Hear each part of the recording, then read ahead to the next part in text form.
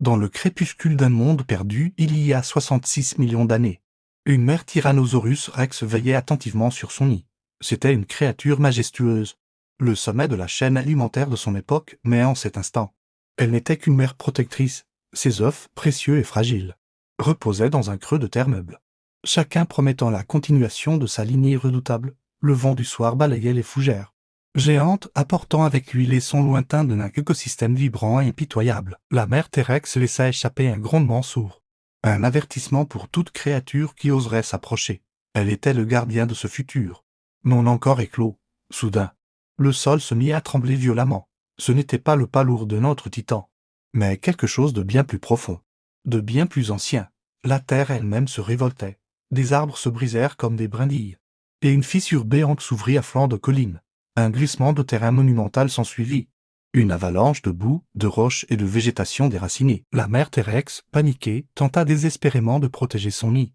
Mais la force de la nature était trop grande. Dans le chaos, un œuf, un seul, roula loin des autres.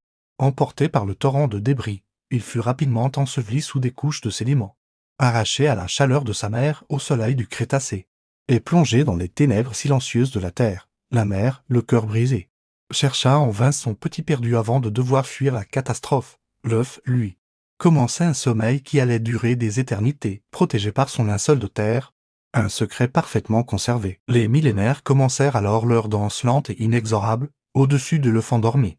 Le monde se transformait, les continents dérivaient, les montagnes s'élevaient puis s'érodaient, des aires glaciaires sculptaient de nouvelles vallées, des rivières changeaient de cours, et la vie à la surface évoluait de manière spectaculaire. Les grands reptiles disparurent, laissant place à de nouvelles formes de vie, des mammifères timides qui allaient un jour hériter de la planète. L'œuf, quant à lui, restait intact, protégé de la décomposition par les conditions anaérobies de son tombeau souterrain.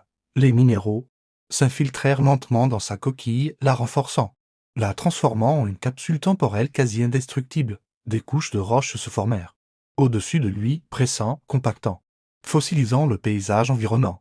L'écosystème du Crétacé devint une simple strate dans le grand livre géologique de la Terre. Le petit cœur qui avait battu un jour à l'intérieur s'était arrêté, mais l'essence de la vie, son code génétique, était piégé, en stase, attendant un réveil que personne n'aurait pu imaginer. Le temps, mesuré en millions d'années, s'écoulait comme un fleuve silencieux, et puis, à l'aube du XXIe siècle, une nouvelle espèce dominante parcourait la Terre, l'Homo sapiens, avec leurs outils sophistiqués et leur curiosité insatiable. Ils creusaient le sol non pas pour se nourrir, mais pour comprendre. Dans les badlands arides du Montana, une équipe de paléontologues, dirigée par la docteure Ariane, effectuait des fouilles méthodiques. Le soleil tapait fort, la poussière volait, mais l'excitation était palpable.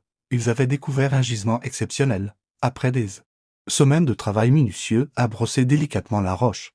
Un jeune chercheur sentit quelque chose de différent sous ses outils. Ce n'était pas un os. La texture était autre, plus lisse, plus organique. Avec une précaution infinie, ils dégagèrent leur trouvaille. C'était un œuf de dinosaure, d'une taille impressionnante et surtout miraculeusement intact. Les fissures étaient superficielles, la forme était parfaite. C'était une découverte d'une importance capitale. Les œufs de T-Rex étaient incroyablement rares, et un spécimen aussi bien conservé était du jamais vu. L'équipe célébra, consciente de tenir entre ses mains un trésor inestimable. Une fenêtre directe sur un passé lointain. Ils construisirent une caisse spéciale, rembourrée et climatisée, pour transporter leurs précieuses découvertes. Le voyage vers le laboratoire fut un balai logistique tendu. Chaque vibration de la route était une source d'anxiété. L'œuf, après 66 millions d'années d'immobilité, était de nouveau en mouvement, transporté vers un monde qui n'était plus le sien. Arrivé au laboratoire de pointe de l'Institut de paléontologie, l'œuf fut placé dans un incubateur spécialement conçu. L'objectif n'était pas de le faire éclore. Personne ne croyait cela possible. Il s'agissait de le préserver dans des conditions optimales pour l'étude, de le scanner, d'analyser sa coquille. Des lampes chauffantes furent installées pour maintenir une température stable et éviter tout choc thermique qui pourrait endommager la structure fossilisée. Les scientifiques se relayaient pour le surveiller. Fascinés par cet objet venu d'un autre temps, ils l'observaient à travers une vitre blindée, discutant des protocoles, des analyses à venir, des publications qui en découleraient. Le monde scientifique avait les yeux rivés sur ce laboratoire. L'œuf était la star, le centre de toutes les attentions. Pendant plusieurs jours, rien ne se passa. L'œuf reposait sous la lumière artificielle, aussi inerte qu'il l'avait été pendant des millions d'années.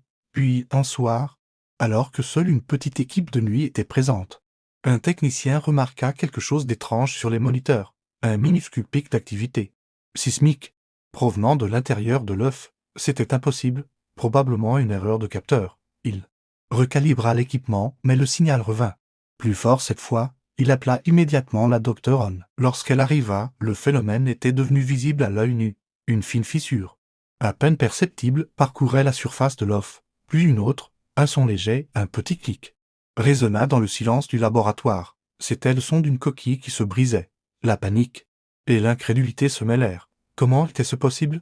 L'embryon aurait dû être mort et fossilisé depuis des millions d'années. Et pourtant, quelque chose à l'intérieur bougeait. Quelque chose était en vie. L'équipe se rassembla derrière. La vitre, le souffle coupé, la chaleur des lampes censées préserver la relique, avait apparemment simulé les conditions d'incubation nécessaires et réveillé la vie dormante à l'intérieur. Le processus était enclenché et personne ne savait comment l'arrêter, ni même s'il fallait le faire. Les fissures se multiplièrent, formant une toile d'araignée sur la coquille ancestrale. Des morceaux commencèrent à tomber, révélant une membrane sombre et humide en dessous, puis un petit museau écailleux perça la membrane. Il était couvert d'un duvet primitif de protoplumes. De petits yeux, noirs et brillants, clignèrent, s'habituant à une lumière qu'il n'aurait jamais dû voir. Lentement, péniblement, la créature se dégagea de sa prison de calcaire. C'était un bébé T-Rex, petit, vulnérable, mais indéniablement vivant. Il poussa un petit cri, un pépiment aigu qui n'avait pas été entendu sur Terre depuis la fin du Crétacé. Le son résonna dans le laboratoire stérile, un écho d'un monde disparu. Le bébé dinosaure, tremblant sur ses pattes encore mal assurées, regarda autour de lui. Son esprit instinctif cherchait sa mère, la chaleur d'Annie, l'odeur familière de la forêt préhistorique. À la place, il ne voyait que des surfaces lisses et brillantes, des lumières clignotantes. Et derrière une paroi transparente, des créatures étranges, sans écailles ni griffes, qui le fixaient avec des yeux ronds d'étonnement. La confusion se lisait dans son regard. Rien n'était familier. Les odeurs, les sons, la lumière, tout était étranger, artificiel. Il était seul. Un orphelin du temps, le dernier de son espèce. Il fit un premier pas hésitant sur le sol du laboratoire.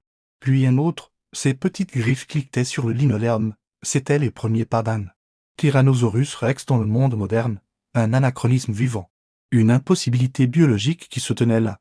Devant les yeux ébahis des scientifiques, le passé venait de faire irruption dans le présent de la manière la plus spectaculaire qui soit, pour les scientifiques. C'était le début d'un défi sans précédent. Comment prendre soin d'une créature qui n'aurait jamais dû exister? Pour le petit dinosaure, c'était le début d'une vie extraordinaire et solitaire. Un voyage dans un futur qu'il n'était pas censé connaître. Le petit T-Rex leva la tête et poussa un nouveau cri, un appel perdu dans l'immensité du temps. Une question posée à un univers qui avait changé au-delà de toute reconnaissance. Que lui réservait ce nouveau monde? Personne ne le savait. L'histoire ne faisait que commencer. Merci d'avoir regardé cette histoire jusqu'au bout. Si ce genre de récit vous plaît, n'hésitez pas à laisser un pouce bleu, à vous abonner à la chaîne et à activer la cloche pour ne manquer aucune de nos prochaines vidéos. On se retrouve très vite pour une nouvelle aventure.